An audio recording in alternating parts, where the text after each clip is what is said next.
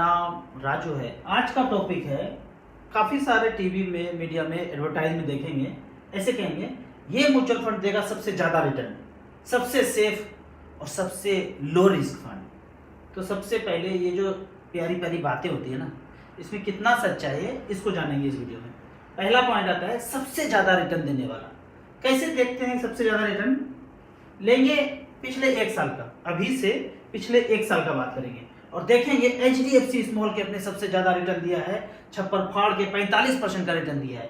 10 लाख रुपया लगाया था, 14,53,000 हो गया, 45% का रिटर्न स्मॉल कैप में HDFC स्मॉल कैप। दूसरे कैटेगरी का बात करेंगे, मिड कैप कैटेगरी में HDFC मिड कैप अपॉर्चुनिटी पिछले एक साल में 41% का रिटर्न दिया और 10 लाख का 14,18,000 बनाया। इस तरह से एडवर्टाइज होगा।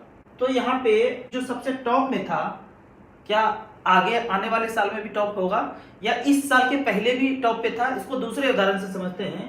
एक खिलाड़ी ने क्रिकेट में 100 रन मारा एक मैच में, तो उस दिन का हो गया man of the match, 100 run मार दिया।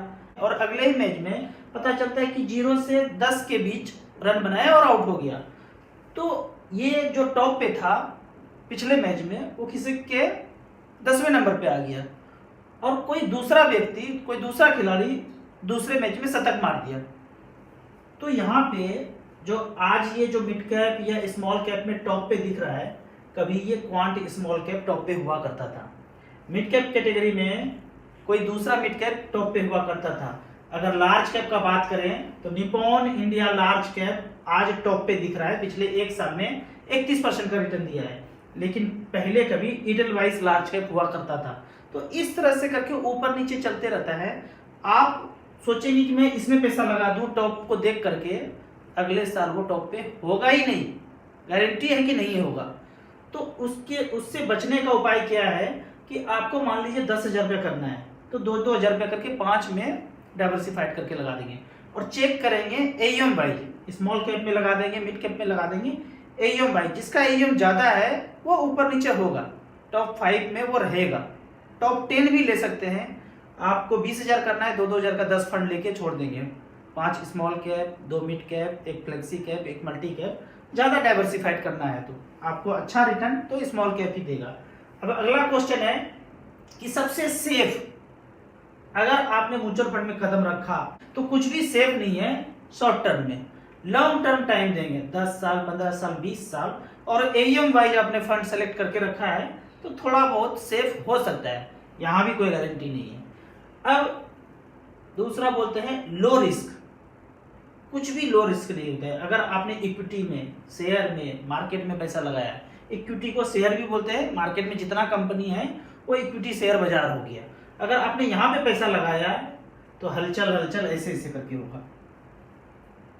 अब किसी ने 1 साल के लिए पैसा लगाया और इतना हलचल हुआ, 1 2 3 4 5 6 7 8 9 10 11 टाइम्स वो डांस किया है, ऊपर नीचे हुआ है, तो कौन सा लो रिस्क बोलेंगे?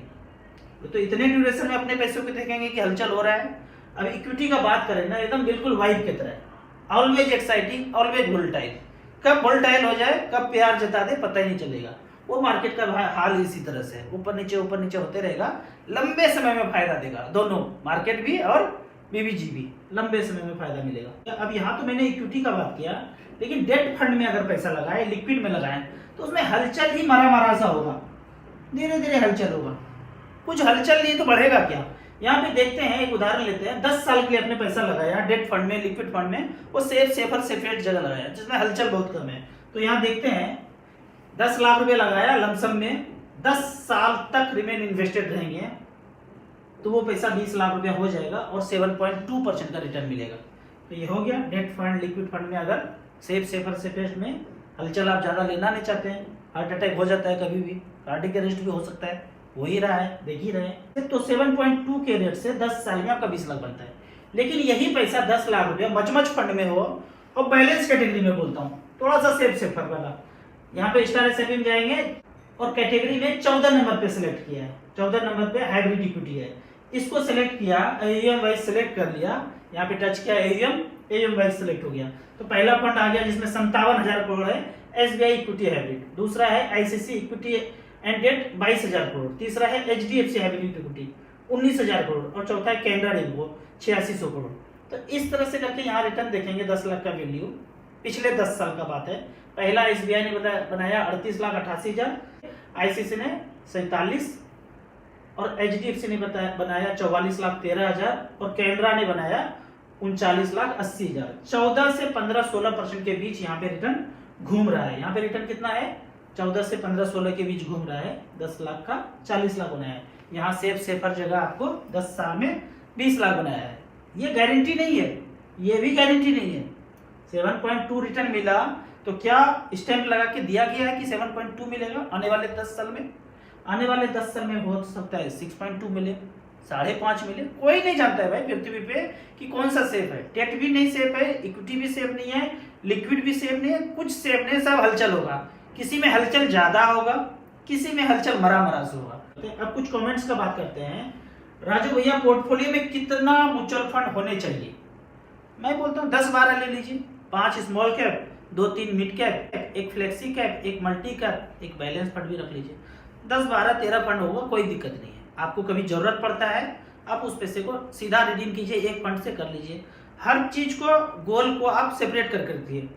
बच्चों को पढ़ाई के लिए अलग, कार खरीदने के लिए अलग, घर खरीदने के लिए अलग, बच्चों की शादी के लिए अलग, रिटायरमेंट के लिए अलग, छोटे मोटे काम करने के लिए अलग, ऐसे करके डाइवर्सिफाइड करके रखिए तो आपको पैसा निकालने में दिक्कत नहीं होगा। अलग अलग 10-15 फंड में है, कोई बात नहीं। काम करना है, कार खरीदना है, रिडीम किया 3-4 लाख रुपया, कुछ पैसा सेविंग अकाउंट में पड़ा हुआ है, करके खरीद लिए। अब एक ही 2 फंड में आपका 50 लाख रुपया दिख रहा है तो निकालने में ममता लगेगा। भाई 50 लाख देखने में अच्छा लगता है, बढ़ने देते हैं तो पैसा का पहाड़ बनाने का आपको इरादा होगा।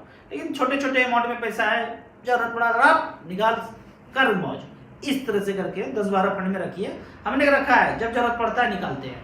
अभी रिसेंटली निकाला 2-4 लाख यूज किया। तो इस तरह से करके आप 10-12-13 फंड रखिए, कोई दिक्कत नहीं है।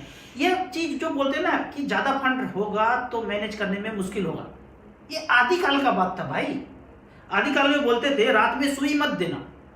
क्यों? वो आज निरर्थक है ये।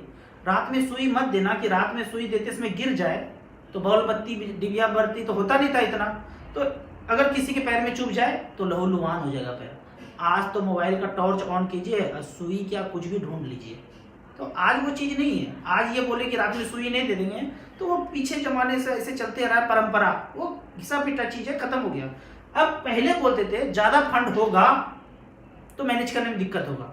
पहले क्या होता था, अलग अलग एमसी में जाते थे, फॉर्म भरते थे, अलग अलग स्टेटमेंट आता था। 10 फंड है तो 10 फंड बिखेर के रखिए, इसको देखिए, इसको देखिए, इसको देखिए, मैनेज करना मुश्किल है। आज तो एक ही मोबाइल स्क्रीन पे आपको 10-15 फंड दिख रहा है। कौन सा मैनेज करना आसान है? सब कुछ कंप्यूटर का खोपड़ी कर रहा है, हमें तो खोपड़ी लगाने की जरूरत नहीं है। 10-12-15 फंड हो, कोई दिक्कत नहीं है। अगला क्वेश्चन है, मान के चलिए 15 लाख का पोस्ट ऑफिस में झोंक दिया और वहां से MIS कर दिए और जो इंटरेस्ट आया उससे म्यूचुअल फंड में SIP कर लूं तो कैसा प्लान रहेगा? ये क्वेश्चन इस तरह से है कि घर वाले कह रहे हैं कि इस लड़की से शादी कर लो, बीवी जी तो यही बनेगी तुम्हारी। अब मन राजू भैया हमारा तो इस गर्लफ्रेंड पे है, आत्मा तो यही बसता है, यहीं जाते हैं तो यही सपोर्ट मिलता है, लेकिन एकदम जिद पे अड़े हुए हैं घर वाले की यही शादी करना है। तो आपका क्वेश्चन है कि शादी यहीं पे कर लें और बीच बीच में इनसे मिलने चल जाएं, जब आत्मा की संतुष्टि चाहिए, अच्छा प्यार चाहिए तो यहीं पे चले जाएं। इस तरह से क्वेश्चन पूछ रहे हैं कि पोस्ट ऑफिस में पैसा झोंक दें, यहाँ के इंटरेस्ट से SIP कर लें। आप घर वाले को समझाइए कि इतना गुणकारी है ना हमारी गर्लफ्रेंड कि ये भी इनसे ही पूछने आती है। एक ही गांव में दोनों है, ये भी सारा चीज इसी से पूछती है। जब इसी से पूछती है तो हमको इसी से करा दो। जब पोस्ट ऑफिस वाला भी सारा पैसा मार्केट में झोंकता है, झोंक झोंक झोंक झोंक यहीं पे झोंकता है, तो डायरेक्ट यहीं लगा दो ना म्यूचुअल फंड के थ्रू। तो SIP में उसका छोटा छोटा ब्याज लेके क्या करेंगे? मजा नहीं है इसमें। आपको इसी तरह मच फंड के बारे में और कुछ जानना है, इन्वेस्टमेंट के बारे में जानना है, तो इस नंबर पर मुझे व्हाट्सअप कर सकते हैं। आप पहली बार म्यूचुअल फंड में इन्वेस्ट करना चाहते हैं तो एसेट प्लस का ऐप है, इन्वेस्टर के लिए अलग है, डिस्ट्रीब्यूटर है तो डिस्ट्रीब्यूटर के अलग ऐप है। इम्पैनल करके ऑनलाइन अपना काम कर सकते हैं। मिनिमम इन्वेस्टर 100 रुपये से इन्वेस्ट कर सकते हैं, मैक्सिमम का कोई लिमिट नहीं है। वीडियो अच्छा लगे तो व्हाट्सएप यूनिवर्सिटी में दोस्तों के बीच इसे जरूर घुमाएं। यूट्यूब पे देख रहे हैं तो लाइक एंड शेयर जरूर करें। Thank you so much.